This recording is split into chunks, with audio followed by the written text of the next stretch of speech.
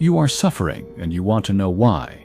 You pray, you work, you try to live right, and still life cuts deep. Pain keeps showing up. Loss finds you. Disappointment knocks again and again. And you are tired of pretending it doesn't hurt. You are tired of the silence, of wondering if God has turned his face away. Let me tell you now, he hasn't. What you are going through is not proof of his absence.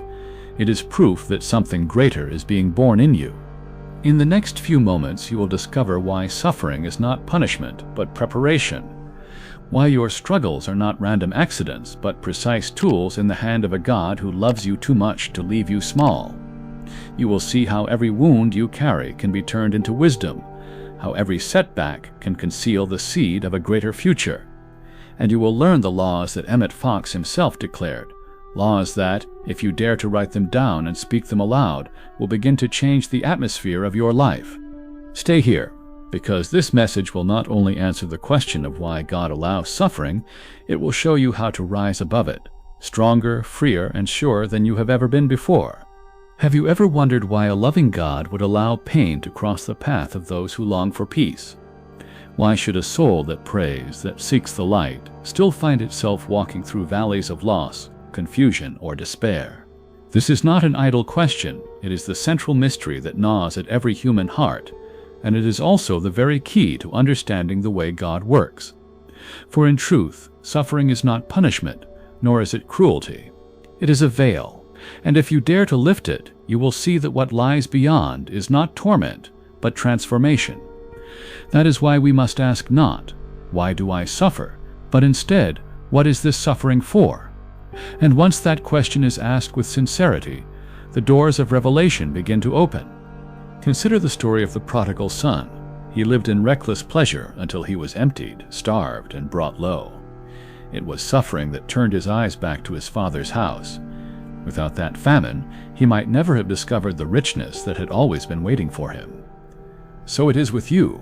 The sharpness of life's trials is not meant to break you, but to bend your head toward God, where every true solution lies. This is not punishment, but a redirection. The furnace that feels unbearable is the very process by which dross is burned away and gold begins to shine. The first step in grasping the meaning of suffering is to understand what God is. God is not a distant ruler who occasionally intervenes in human affairs.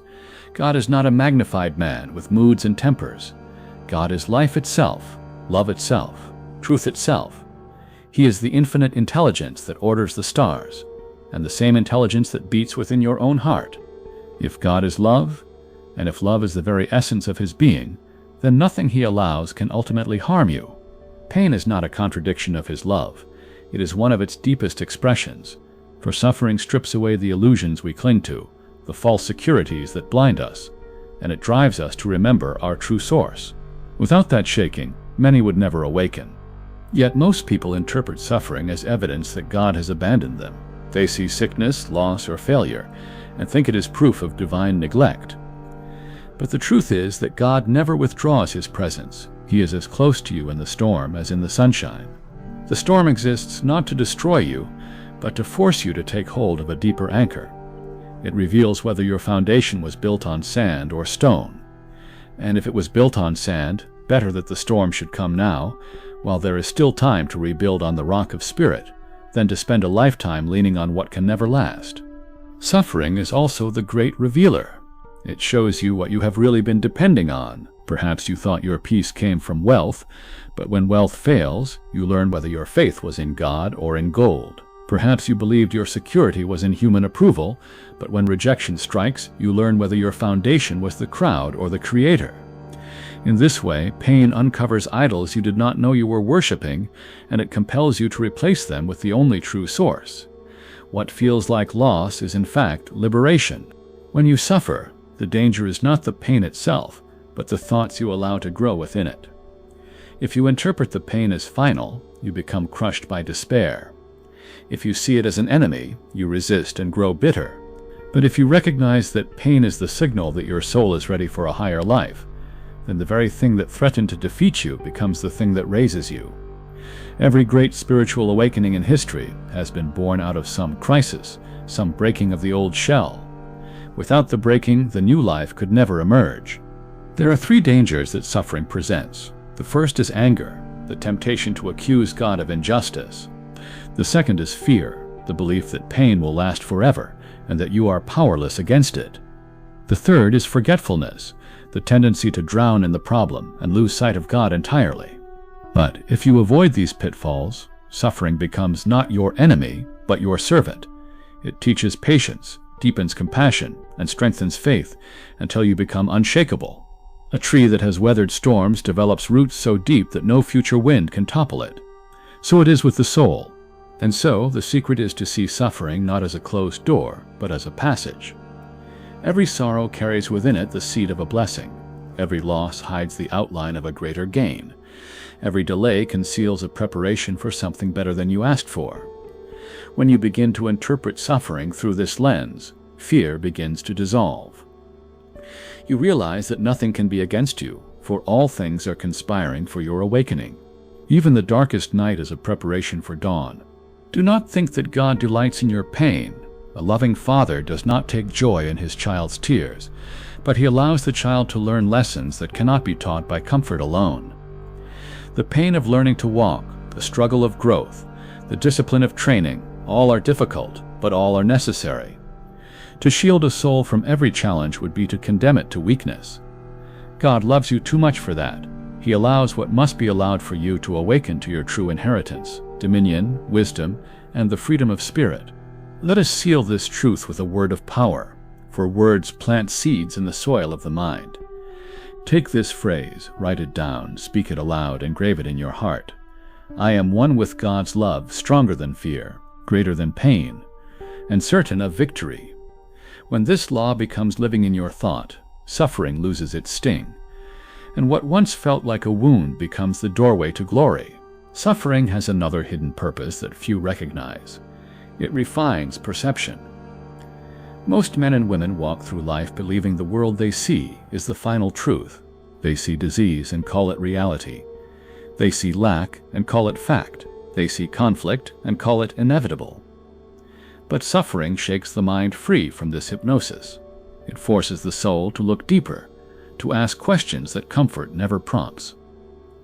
When life is smooth, people seldom pause to examine their own beliefs. But when pain strikes, the soul cries out, and in that cry lies the possibility of new sight. The very anguish that makes you doubt is also the lever that pries open your inner vision.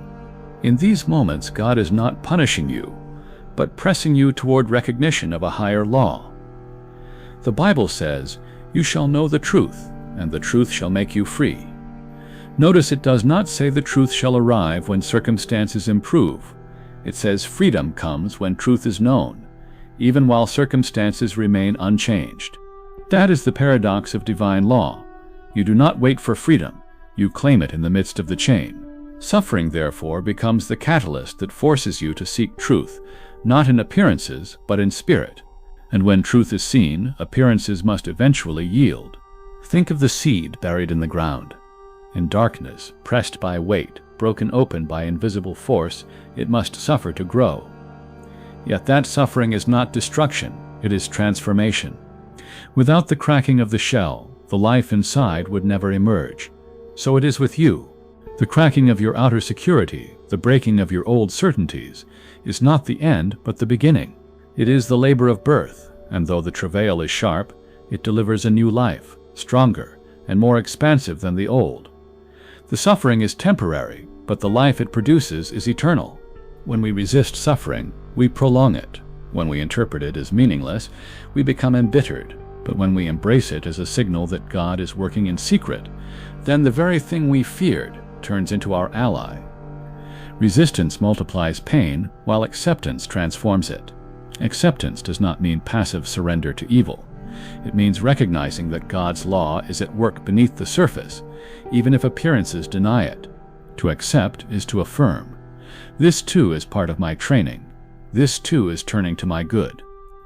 The man or woman who can make such an affirmation is invincible, for nothing can intimidate a soul that sees every experience as the hand of God.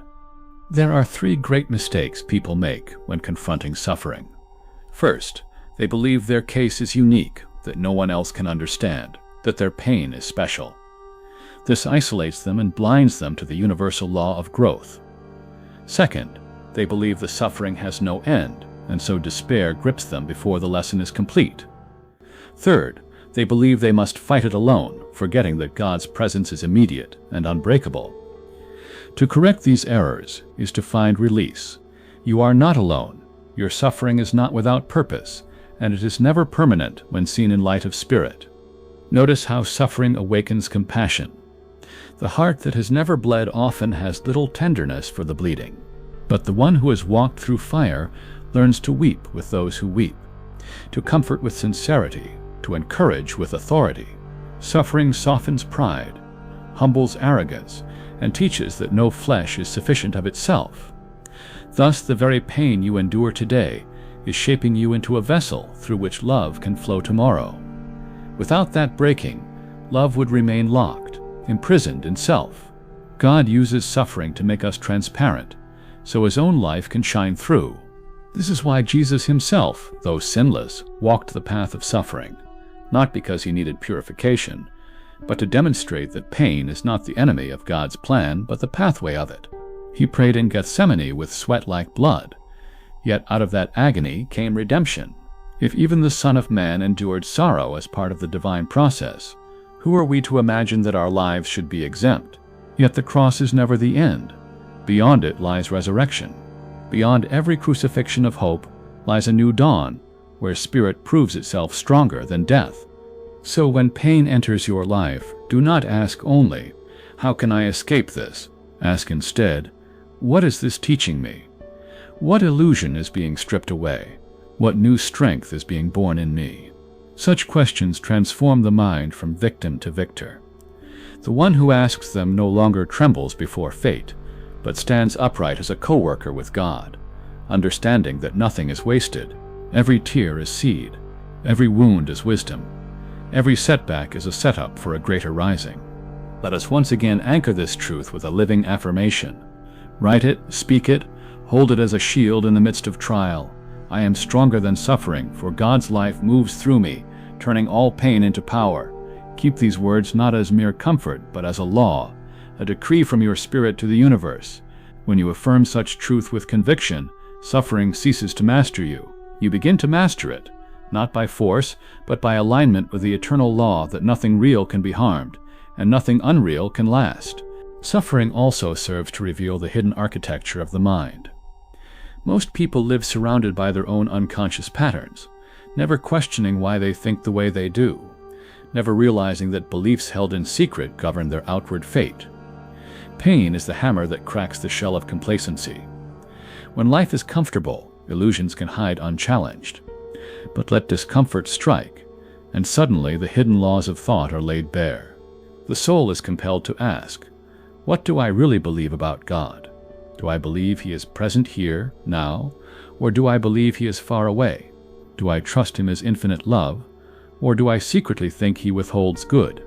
These questions pierce the fog, and in their answering lies liberation. This is why Emmet Fox taught that prayer is not begging, but thinking rightly about God.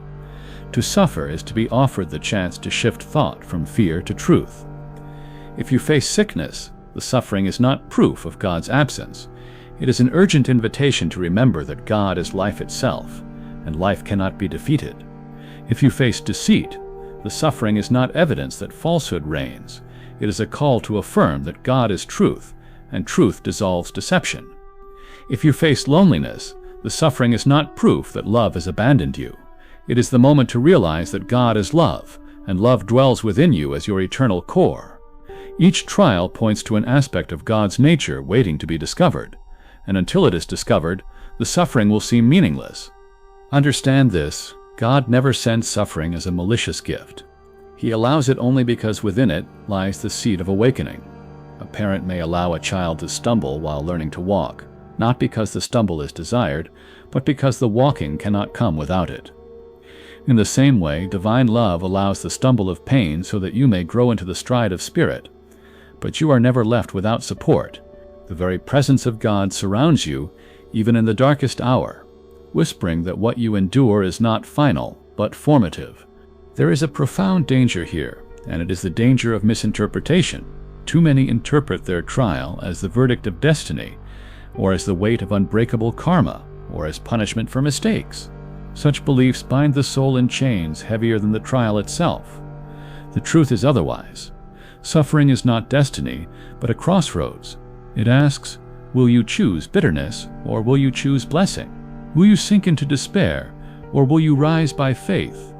The law of God declares that every soul has freedom to choose its response, and that response determines the outcome.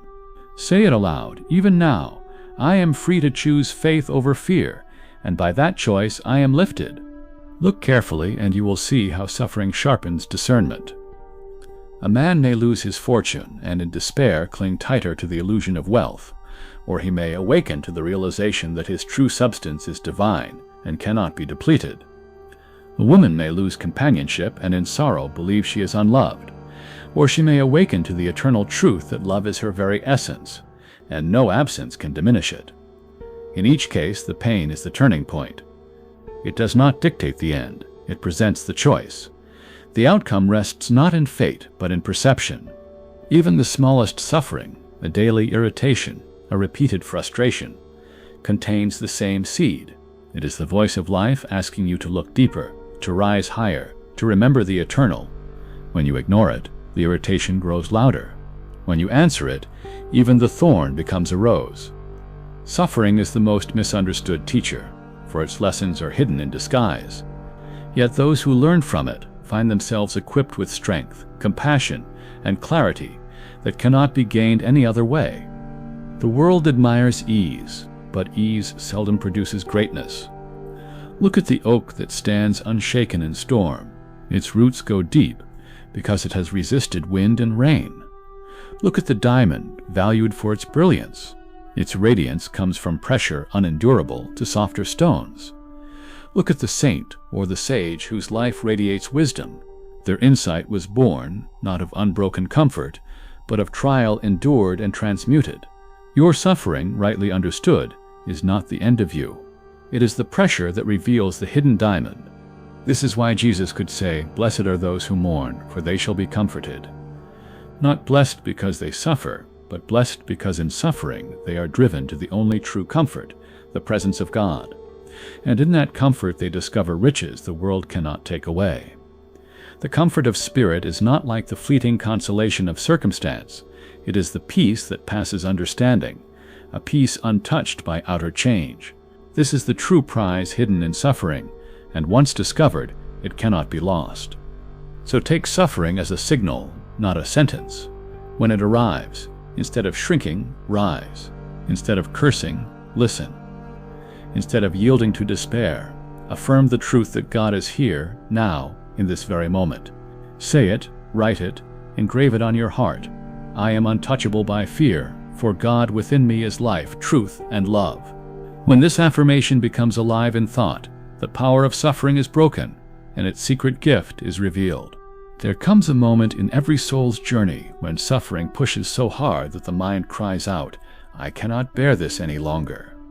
And yet, strangely, it is in that very moment when the outer self seems broken that the deeper self begins to emerge. Suffering is the chisel that sculpts away the false identity, the ego that clings to control. As long as we believe we can manage life by willpower alone, we remain chained to fear. But when suffering strips away every illusion of control, the soul is finally ready to discover that it was never meant to live by its own strength. It was meant to live by God's strength. This is not defeat. This is the beginning of true victory. Think of how suffering burns through the pride of self-sufficiency. A man who has always believed he is clever, resourceful, and strong may one day face a problem his cleverness cannot untangle. His health may fail, his fortune may collapse, or his reputation may crumble. All his usual weapons prove useless. At first he despairs, but then a new realization dawns. The strength he needs is not his own. It lies in God. The moment he acknowledges this truth, the burden lifts, for he has shifted from struggling alone to resting in the infinite. Suffering has done its work.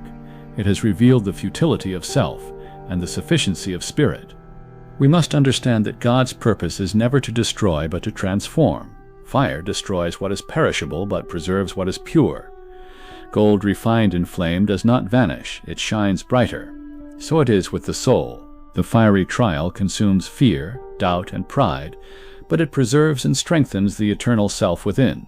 The very circumstances that seem to threaten your life are the ones preparing you to live more fully. Without the refining fire, the gold of your divine nature would remain hidden beneath the dross. With it, your light begins to shine. This is why surrender is not weakness, but the greatest act of courage. To surrender is to release the stubborn belief that life must conform to your limited plan, and to trust instead in the larger plan of God. Many fear surrender, believing it means losing themselves, but in truth it means finding their real self for the first time. Suffering presses us into surrender because nothing else will. Comfort makes us cling to control, but pain forces our hands open. And once open, those hands are ready to receive what God has been offering all along. There are 3 subtle lies that suffering whispers, and each must be rejected. The first lie is that you are abandoned, that God has turned his back. The truth is that God is closer to you in trial than in ease, for he walks with you in the fire. The second lie is that the pain is meaningless. The truth is that every trial carries the seed of transformation. The third lie is that you are powerless. The truth is that spirit within you is greater than any appearance, and by aligning with that spirit you become unconquerable. To expose these lies is to disarm them, and once disarmed, suffering loses its sting. Suffering also awakens gratitude in ways nothing else can. One who has walked through sickness knows how to treasure health. One who has endured betrayal knows how to value loyalty. One who has known poverty knows how to cherish provision. These fruits of gratitude are not trivial. They are the foundation of abundance. Gratitude multiplies what it touches. The soul that learns gratitude through pain becomes a magnet for blessings, because it sees God's hand everywhere, even in the smallest things. Without suffering, gratitude often remains shallow. With it, gratitude becomes a deep spring of joy. Notice too how suffering redirects desire. Many chase after shallow goals, applause, possessions, fleeting pleasures, until suffering strips them bare. Then they see that these things were shadows, incapable of satisfying. Pain redirects the heart toward what is real: peace, wisdom, love, communion with God. Out of the ashes of disappointment rises a nobler longing, and that longing draws down divine supply. The very hunger that suffering creates becomes the channel through which heaven fills the soul. Without the stripping, many would never seek the higher treasure. This is why the mystics have always spoken of the dark night of the soul. It is the night where every lesser light fades, so that the true light can be seen. The dark night is terrifying because it seems as though all has been lost. Yet it is sacred because, in losing all, the soul discovers the one it cannot lose. Many resist the night, but those who endure discover dawn breaking on the horizon, a dawn that never again sets. Once you have touched that light, suffering can no longer enslave you, for you have seen beyond it. Therefore, when the fire presses and the night closes in, let these words be your anchor. I am not alone, for God's light shines within me, and through every trial I am being made new.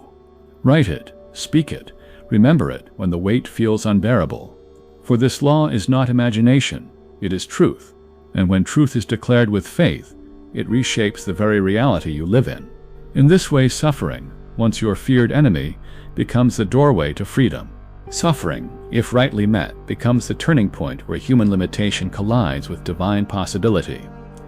It is the moment when the mind says, I have exhausted every option, and the spirit whispers, now watch what I can do. Many miss this whisper because they are still listening to the noise of fear, but those who still themselves, even in agony, begin to hear it clearly. The deeper the pain, the closer the presence. What seemed like a void reveals itself as fullness, and what seemed like a crushing weight proves to be the very hand that lifts.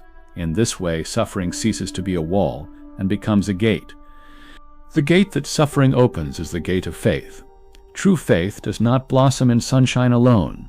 It grows in the soil of trial. It is easy to say, I believe, when life is smooth, but that is belief of the surface. Real faith is born when the storm rages, when every outward sign denies the promise, yet the soul stands firm. Faith is not ignoring pain, it is seeing through it. It is not pretending the fire is cool. It is knowing the fire cannot consume what is eternal. Suffering demands such faith, and in demanding it, it births it. Without the trial, faith would remain theory. With it, faith becomes living power. This is why Scripture speaks of joy in trials, not joy because pain is pleasant, but joy because pain is fertile ground for faith. Every trial is an invitation to prove the law of God in practice. To say with conviction, I am not the victim of chance, I am the child of Spirit. To declare, even when appearances scream otherwise, divine love sustains me, divine wisdom guides me, divine power protects me. These declarations are not empty words. They are the planting of seeds in the soil of consciousness, and when they are planted in suffering, their roots go deeper, and their fruits endure longer. Do not despise small beginnings. The faintest spark of faith kindled in darkness has more power than a torch carried in daylight. One whispered affirmation spoken in tears can move mountains that years of comfort never touched. Why? Because it is in suffering that the heart speaks with its whole being. The mind is stripped of vanity, the soul is humbled, and the words carry the full weight of sincerity. Heaven responds to such sincerity as surely as an echo returns from a canyon wall. Every cry of faith is answered, though the form of the answer may surprise you. Here we encounter another mystery. Suffering teaches that answers often arrive disguised. You may ask for deliverance, and instead you receive endurance. You may pray for removal of the storm, and instead you find peace within it. You may ask for immediate healing, and instead discover strength to inspire others through your struggle. To the worldly eye, this looks like unanswered prayer. To the spiritual eye, it is the greater answer. For God's wisdom is not measured by convenience, but by transformation. He does not merely remove the burden, He turns the burden into wings. 3 principles must be remembered in times of suffering. First, nothing real can be destroyed. Your true life is divine and eternal, untouched by the changing scene. Second, no experience is wasted. Every pain carries within it a hidden blessing waiting to be claimed. Third, God's law cannot fail. Appearances may deny it, but truth remains truth. When these principles are remembered, the fiercest trial becomes bearable, because beneath it runs the river of certainty. This too shall pass, and what remains will be stronger than before. Consider the lives of those who changed history. The prophet exiled in wilderness, the reformer imprisoned, the pioneer rejected, the healer mocked, all endured suffering. Yet it was their endurance, their faith in the unseen, that turned pain into power. Without trial, their message would have rung hollow. With it, their message rings with authority. So it is with you. The authority of your life will not be born of ease, but of how you face the fire. Your testimony will not be of what you escaped, but of what you became. Therefore, let suffering be your anvil. The hammer may strike, but each blow is shaping you into a vessel fit for higher work. The world may see only the strike. God sees the form emerging, and when at last the shape is revealed, the very suffering that once seemed senseless will be recognized as essential. The cries of "Why me?" will be transformed into songs of thank you, not because the pain was good, but because what it produced was glorious. Anchor this truth in an affirmation of victory. Write it, speak it, breathe it, until it is etched upon your soul. I am unbreakable in God, for every trial makes me stronger, and every tear is turned into light. When this law becomes your steady thought, suffering cannot defeat you. It can only polish you until you shine with the brilliance of spirit itself. Suffering also teaches the supreme lesson of detachment. Most people live tied to possessions, opinions, and circumstances, as though these were their very life. When suffering strikes and those outer supports collapse, it feels like death. Yet in truth, it is liberation. For the soul that has learned to rest in God discovers that life is not in things, nor in status, nor in the shifting winds of approval. Life is in spirit alone. Pain severs the cords that bind you to what cannot last, and though the cutting hurts, it frees you to hold fast to what is eternal. The one who has learned this secret walks the world lightly, unattached yet deeply alive, serene amid chaos because his foundation is unshakable. This detachment is not coldness, it is freedom. To detach is not to stop loving, but to love without fear of loss. It is not to stop working, but to work without anxiety over results. It is not to stop caring, but to care without being enslaved by outcome. Suffering trains the heart in this art by exposing how much energy was wasted on clinging. When you suffer the loss of something you thought essential, and yet find that you still live, still breathe, still rise, you discover that nothing external can define you. That realization is priceless, and it cannot be taught in ease. It is learned only in the crucible of trial. Another hidden gift of suffering is perspective. It teaches that what once seemed colossal is in fact small. A man may obsess over trivial grievances until real loss confronts him, and suddenly the old complaints vanish. A woman may worry endlessly about appearances until true crisis comes, and suddenly she sees what actually matters. Pain rearranges the scales of importance, teaching the soul to measure by eternity rather than by vanity. This new perspective is wisdom, and wisdom is the crown jewel of suffering rightly met. Without it, we chase illusions. With it, we walk in clarity. Beware, however, of the counterfeit perspective suffering can bring, if not guided by spirit. Pain, unguided by truth, can lead to cynicism, to bitterness, to despair. It can shrink the soul instead of enlarging it. This is why every trial must be met with conscious choice. You must decide that suffering will teach you, not twist you. You must declare that every tear will water seeds of growth, not weeds of despair. This declaration, made in the heat of pain, is itself a creative act. It aligns your mind with divine law and draws power into the very situation that seemed to weaken you. Let us consider again the nature of God. He is not absent in trial. He is the very life flowing through it. He is not withholding good until you prove worthy. He is pressing good upon you until you awaken to receive it. Suffering is not the sign of his neglect, but the sign that the soul is ready for greater realization. A loving teacher does not leave the student in endless comfort. He sets harder lessons when the student is prepared.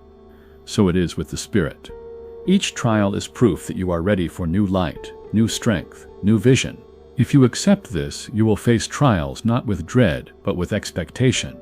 Look at the testimony of nature. The pearl is born from irritation, the butterfly from struggle, the dawn from darkness. No beauty is born without tension. No masterpiece emerges without pressure. No soul attains glory without fire. This is the pattern woven into creation itself. Out of pain, new form. Out of trial, new strength. Out of death, new life. To resist this pattern is to resist the very rhythm of existence. To embrace it is to rise with the tide of spirit that is always moving toward fullness. There are 3 affirmations that can steady the soul in trial. First, God is with me now.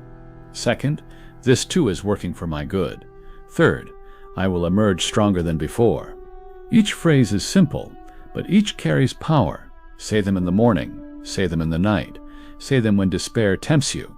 These are not fantasies, they are laws. To think them is to align with the rhythm of divine order. To declare them is to plant seeds of deliverance. What the mind holds with conviction, the life will manifest in time. In this way, suffering becomes the most paradoxical of gifts. It feels like loss, but it gives abundance. It feels like weakness, but it bestows strength. It feels like the end, but it unveils beginning. Only in hindsight do most recognize this, but the wise learn to recognize it even in the moment. They say, though this fire burns, I know it purifies. Though this night is dark, I know it heralds dawn. Though this pain is sharp, I know it conceals blessing. Such faith is not denial, it is vision. It sees beyond the veil and claims the prize before it is visible. Anchor yourself now in a law of victory. Write it, speak it, and remember it when the night is longest. I am lifted above fear, for God's power within me turns every loss into gain and every trial into triumph. This is not a wish, it is a declaration of truth. And when truth is affirmed in the heat of suffering, it becomes the sword that cuts chains, the light that scatters shadows, the voice that calls you into freedom. The final lesson suffering brings is revelation of your true identity. For as long as you believe yourself to be only flesh, only circumstance, only the story of your past, you will tremble at pain. But when suffering pushes you beyond those illusions, you discover the deeper self that cannot be broken. Beneath the changing tides of health, wealth, and human opinion lies the unchanging reality. You are a child of God, an expression of infinite life. Suffering strips away every mask until only this truth remains, and when you see it clearly, fear dissolves, for what is eternal cannot be harmed by what is temporary. This is why the saints of old could endure persecution with serenity, why prophets could sing in dungeons, why martyrs could forgive even in their final breath. They had discovered that their life was not in the body, not in possessions, not in circumstances, but in spirit. The body could be beaten, but the soul was untouched. Wealth could be stripped, but the source of supply was still flowing. Reputation could be ruined, but the light of truth could not be dimmed. They had learned the secret that suffering is powerless against the real self, and once you learn this too, you walk with unshakable peace. Understand this clearly. God does not will your suffering. He wills your awakening. The pain is not His intention. It is the byproduct of living in a world of illusions. But He uses it, transforms it, bends it into the very tool of awakening. Nothing is wasted in His economy. Every heartbreak becomes an opening for greater love. Every loss becomes a passage to deeper abundance. Every sickness becomes a doorway to fuller life. When you grasp this, you see that even the darkest chapter of your story is not outside His plan, but woven into it, turned into light by the hand of love. This understanding empowers you to face suffering not with dread but with mastery. The one who fears pain is enslaved by it, but the one who understands its role becomes free. Freedom does not mean the absence of trial. It means the presence of unshakable peace in trial. You can walk through fire and not be burned, through waters and not be drowned, because you know that the eternal within you cannot be touched. This is not poetic hope, it is law. And when you live in that law, you become untouchable. 3 closing truths remain. First, suffering is temporary. Spirit is eternal. Second, suffering is a teacher. Spirit is the truth it teaches. Third, suffering is the shadow. Spirit is the light that dissolves it. Hold these truths in your heart, and you will never again be mastered by trial. Instead, you will master it, not by force, but by alignment with divine reality. To see suffering in this way is to rob it of its poison, and to drink instead of its hidden medicine. Reflect on how far you have traveled. You have seen suffering not as punishment, but as purification, not as abandonment, but as initiation, not as defeat, but as transformation. This journey itself proves the law, that what appears as loss is always the seed of gain. You have walked through the valley and discovered that God was there all along. And now you know that nothing can ever separate you from that presence. Not death, not life, not trial, not pain. This realization is the crown that suffering offers, the hidden treasure beneath its harsh exterior. And so the final word is not pain, but power. The final note is not despair, but triumph. The final image is not a broken soul, but a soul made radiant through fire. Let this truth burn into your heart until it guides every step. I am one with God's life, unhurt by fear, unbroken by loss, and destined for glory. Write it, say it, live it, for it is the eternal law of your being. Suffering may visit, but it cannot remain. Pain may strike, but it cannot prevail. For the spirit within you is infinite, and in that spirit you are forever free. If you have walked with me through this message, it is because something deep within you is already awake, already reaching for the higher truth.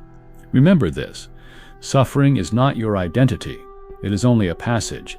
The real you is not broken, not defeated, not chained to circumstance. The real you is spirit, eternal, radiant, and free. When you align your thought with God's law, even the heaviest burden becomes light. Even the darkest night gives way to dawn. Let this teaching settle into your heart. You are not here to be crushed by life. You are here to overcome it. Carry with you the affirmations you have spoken, for they are seeds that will grow into strength, peace, and unshakable faith. Each time you write them, each time you declare them aloud, you are engraving truth upon your soul. Truth never fails. Truth never abandons. Truth never leaves you where it found you. And when you live by truth, you live above fear. If this message has touched you, share in the comments which law of God struck deepest to your spirit. Your words may be the encouragement another soul needs to hear tonight. And if you are hungry to go further, if you want to learn the simple but powerful golden key prayer that Emmet Fox taught for unlocking any difficulty, make sure you continue with the next teaching. For now, let us close with one final decree of victory. Say it, write it, believe it until it becomes your atmosphere. I am one with God, stronger than suffering, greater than fear, and certain of my freedom. This is your truth. This is your destiny. And nothing in heaven or earth can take it from you.